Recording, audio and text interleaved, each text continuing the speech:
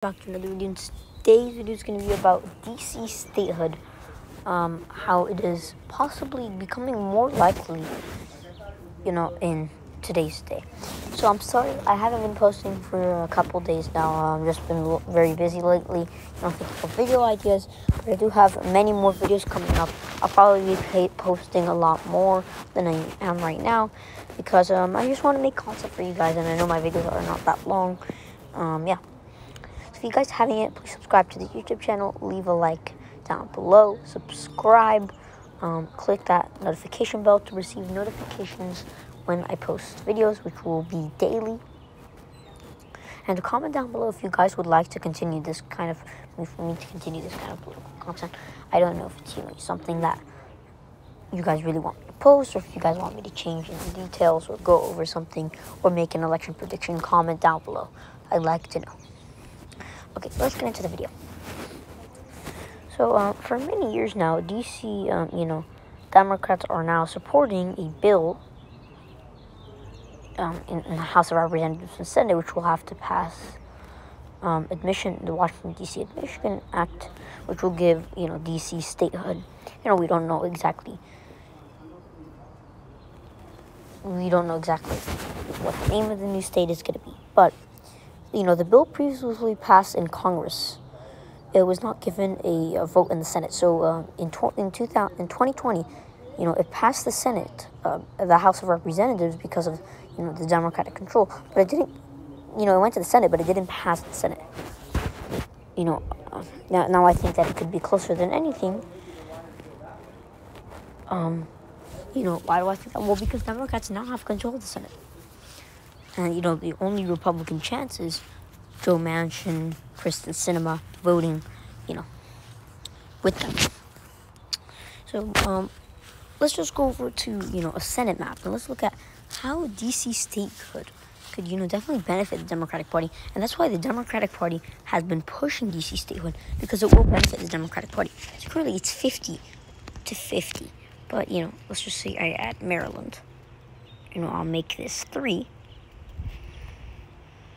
And then I'll characterize it. 52 for Democrats and 50 for Republicans. And at this point, there will be 101 seats. So not 101, 102. So 51 will be majority. So instead of Democrats having the tie, they will gain one more seat in D.C. And definitely the 2 senators of Washington, D.C. will be Democrats. Republicans have no chance, having at least a senator in D.C. And why do I think that? Because if you look at DC's margin of victory, throughout, all the history, I really don't have to pull that up right now, but D.C. has always been a solid Democratic state. D.C. never, D.C. has, all D.C. has is select, but D.C. has never been within a likely lead or tilt margin. It's always been more than 15%, for a margin of victory for the Democratic Party. D.C. has never been a state under 15%, and even if it was, that's still not a state that, the Republican Party is able to pick up. So this would definitely benefit the Democratic Party. And this even means if Arizona goes like Kristen Sinema, or for example, if we're voting, let's just say, you're voting to support or oppose that.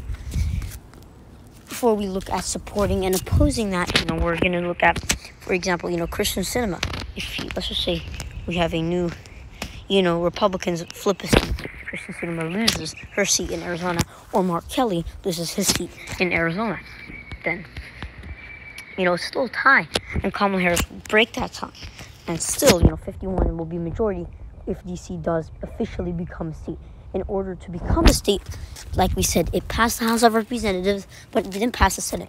And they have to pass both the House of Representatives and the Senate in order to be passed, and for D.C. to actually become a state.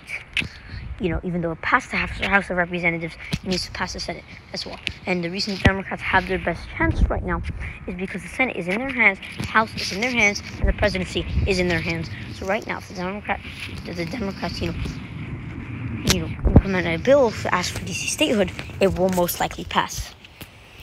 It will definitely most likely pass because of, how they have control. Now, here's the thing about supporting and opposing DC statehood.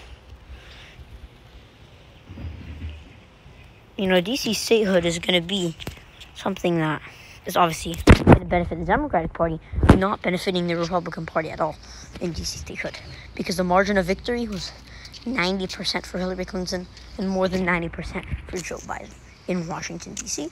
It's a liberal Democratic state. It also added one district in the House of Representatives. It's more beneficial in the Senate, a lot more, because in the House of Representatives, they go by district. D.C. doesn't have a lot of people just because it's very small.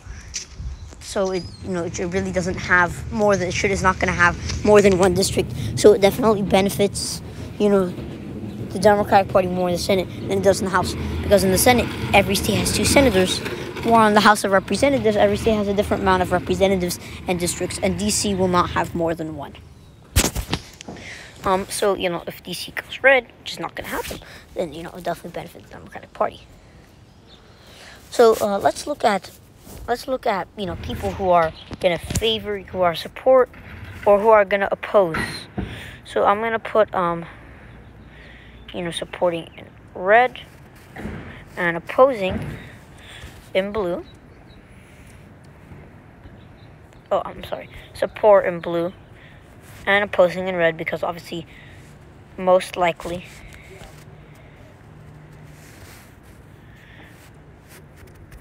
all Republicans will oppose DC statehood.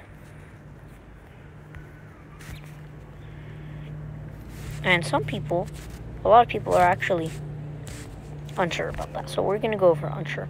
But, for now, a lot of senators are actually opposing this.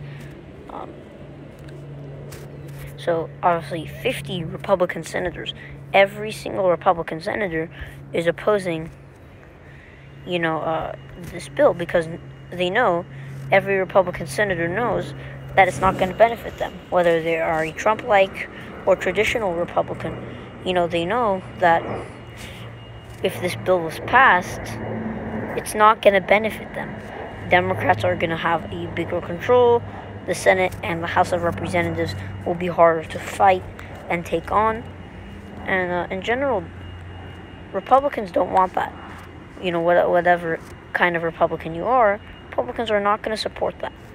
So, it's very important that we look and we see, some Democrats might actually support that. Actually, some Democrats might oppose that.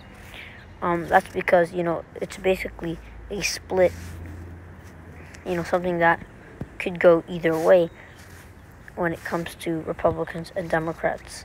Republicans are going to oppose it, but Democrats, some Democrats might support it. So it's really like a matter of just watching exactly what happens. So it's 50-50. Now, there are a few unsure senators, Kristen Sinema is unsure, Joe Manchin is unsure. But this is a way where we're not going to look at that. But if obviously, like I said, 50-50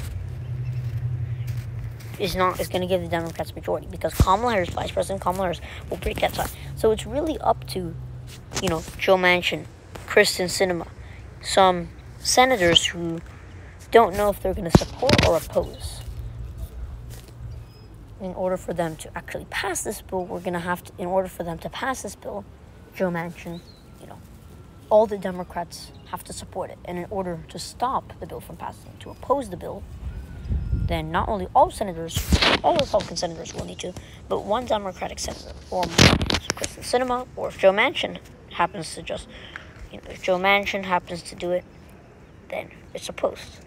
Joe Manchin, votes for that, then, it's a 50-50, and Vice President Kamala Harris will break the tie. Now, here's the thing. We don't know if Democrats are going to keep the House in 2022. So really, Democrats don't have much time to figure out, to see when the next race is. Now, we know the House is going to pass, because right now there's Republicans need 5 Democrats, and there's no way 5, most likely, it's a possibility, but it's probably not going to happen, 5 Democrats voting in favor of D.C., not being passed. And most Democrats are actually going to do you know, I don't see one Democrat not doing this, because it's just going to favor Democrats more. You know, Joe Manchin, yeah, Kristen Sinema, yeah, but not many Democrats are going to be doing that, because they know that their party is going to be supported. And they know that Democrats want to pass this because not only taxation without representation, but also because it's going to benefit them. It's going to give them, you know, a bigger majority in the Senate. Even if Republicans pick up Georgia, Democrats still have control.